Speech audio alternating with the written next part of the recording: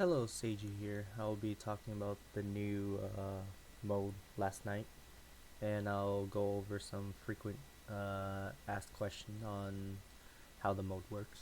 So for the first question on does Celia chains affect the other two costumes? So we're gonna be testing just Celia by itself with the bunny Celia. If it works correctly, it should add up to a total of 20 chain. So there's 6 chain right there, and there's 13.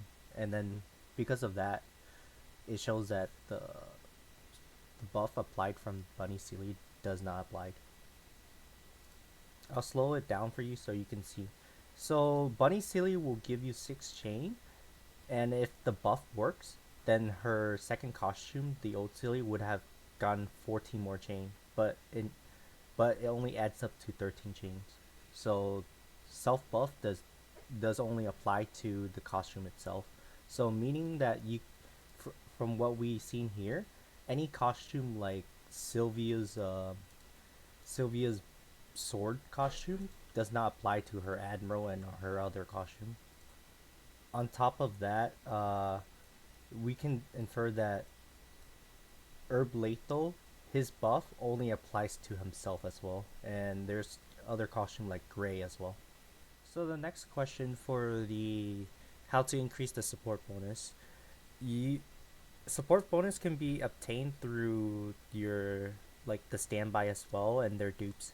And on top of that, what's interesting about this mode is combat power actually matters as well. So if you was it if you level up the unit to max and you also like just put random equips, it will actually increase the combat power. So you notice that the Fred was 1.6 at the beginning, but I equipped like 2 pieces of gear and it increases.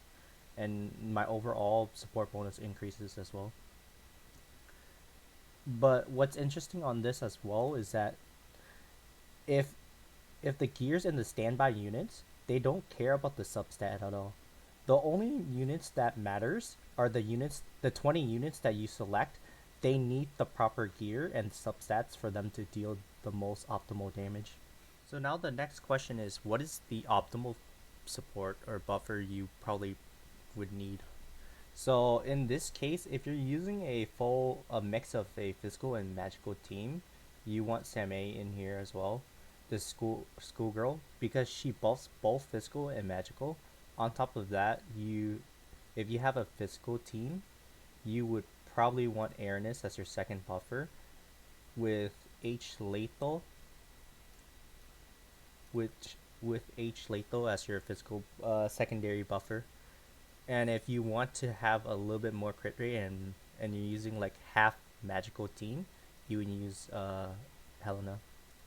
And this will be your 4 main buffer for this mode.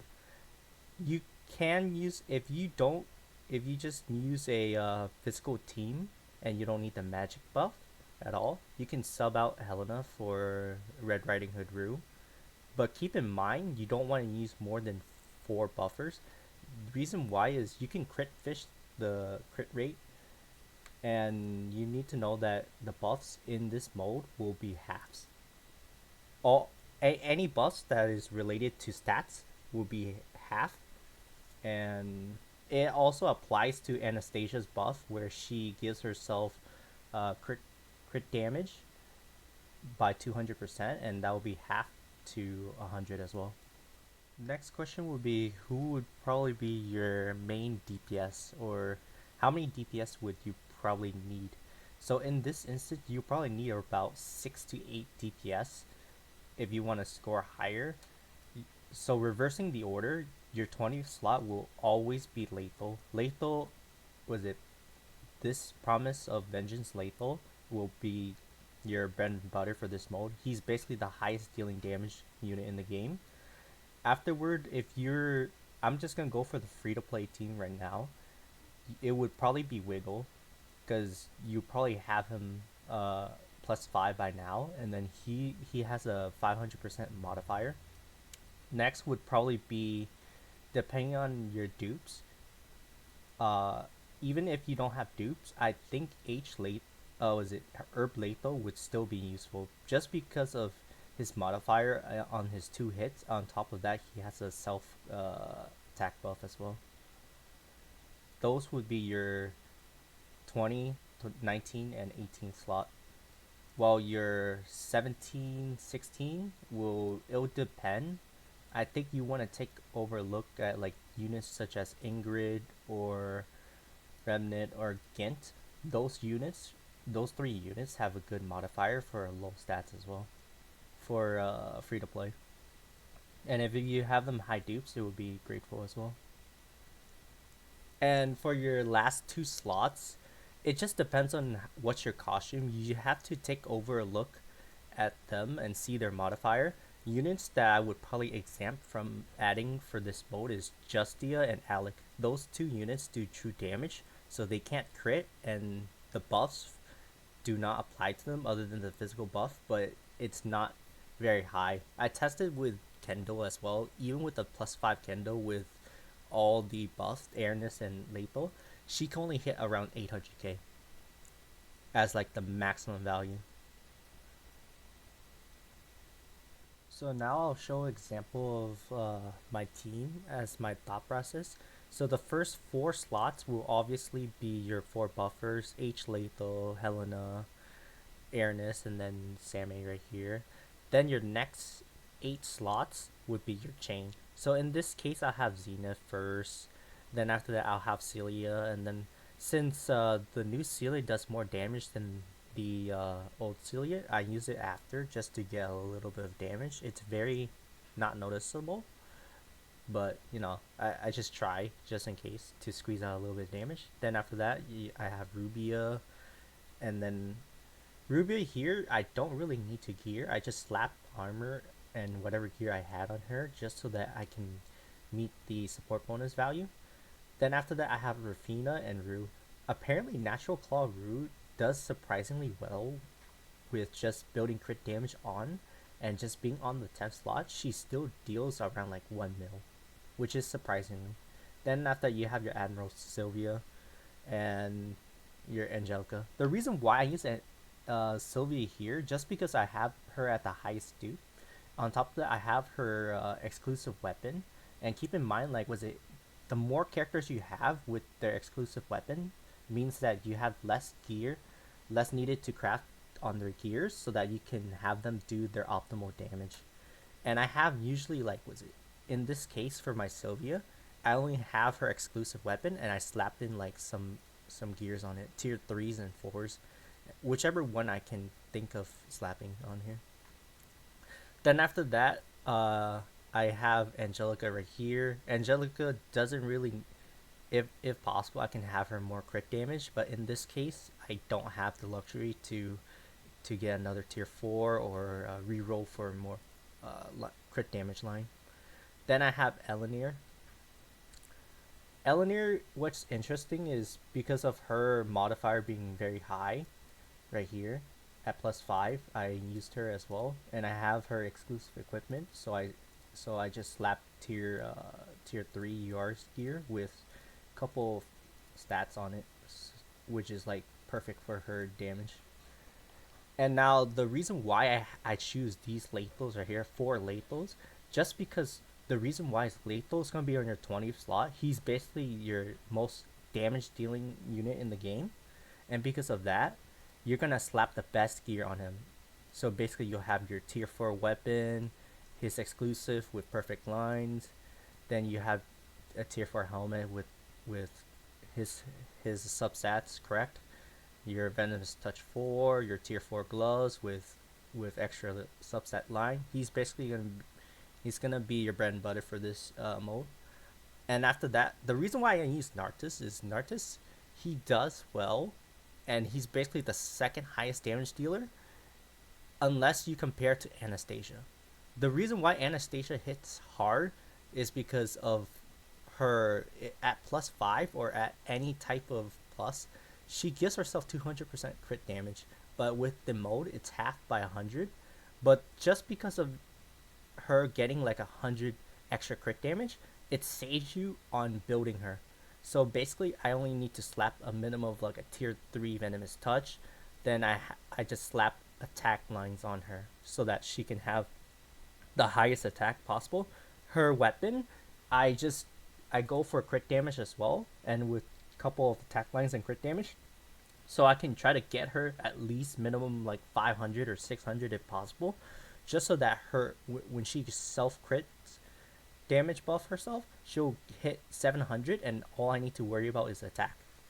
And the crit rate is not that important because you can crit fish for the whole line. And now, and also you need to notice that was it the reason why I use 4 lethal, other than the dupes, is that they all share the same gear. So if you can use 2 of the units of the same cost of the same character with different costume, as long as they are high dupes and have good multiplier, they'll share the same gear and they'll probably do the most amount of damage for you. It applies to Rafina as well. I use both her costumes just because of her high dupes, and I have her probably the third most built for this mode.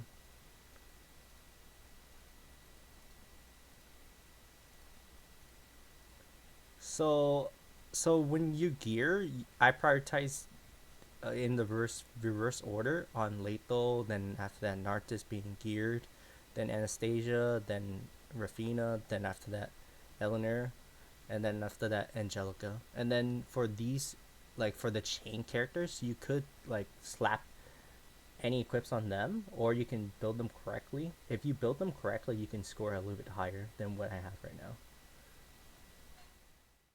So here I'm just gonna be showing my run. It's probably gonna hit either high or low depending on the amount of crit. So with these, with Helena and Ernest, I'll probably get about 40% crit rate. So meaning I only have 40% crit rate applied to the whole party.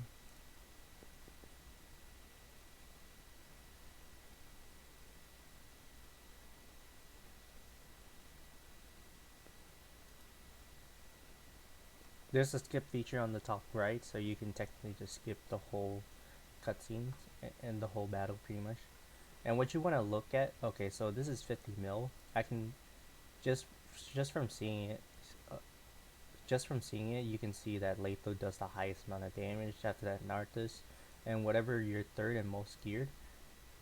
Because of me hitting only 50 mil, I can tell that Anastasia probably missed at least one of her hits. She should have been able to hit at least 5 to 6 mil. Herb Lethal also missed his second hit. He critted the first hit, but the second hit should have critted, so he should have got around 6 mil. Angelica, I think she full critted as well. Idol Helena, I think she missed the crit. Yeah, that's what Rue should have hit a little bit higher. I think one of her hits, 4 to 5 hits, probably missed. So you probably like when you use these the trackers right here, you want to look at who can who's not critting so that you can see their maximum value, just in case you can squeeze out a little bit of the score. The reason why you want to squeeze out a little bit of score is because you want to meet the minimum checkpoints for this last night raid. So the minimum checkpoints for here, for new players, your aim is 700k right here, just so that you can get 2 extra ancient crystal so that you can craft. Then your next checkpoint would be at 8 mil. That's when you start to get 3 ancient crystals a day. Then your next checkpoint will be around 26 mil to get your 4 ancient crystals. And then what you can work on towards later, if they don't revamp the system, is the 52 mil to get your 5 ancient crystals so that you can craft 1 UR a day. Over time, you'll reach up here. It's just a matter of patience and time on who you invest. Because we'll have the universal dupe later on the 18th, so you can slowly max out characters that you need. And it's kind of sad that in this mode, Diana does not work. So just because of Diana giving elemental advantage buff, she does her buff does not apply here because the boss doesn't have property damage. He doesn't have any resistance or anything for elemental, so you can't really use it. and she's only in the party for crit rate buff. But then the reason why I don't use her is because her, again, this mode will half your stats or buff gain. So basically, I'll be getting only about 15% crit rate from her. Quick note on this, make sure to do this collect lost item event so that you can get around 20 ancient crystals total, so you can craft about 4-piece UR gear. Other than that, feel free to join the Discord that will be displayed right here on the top left, or you can check on the comments on the link so that you can see the Discord server. I'll probably try to link Kane's guide if he ends up making a guide on last night so that you can get a overview on it. Thank you.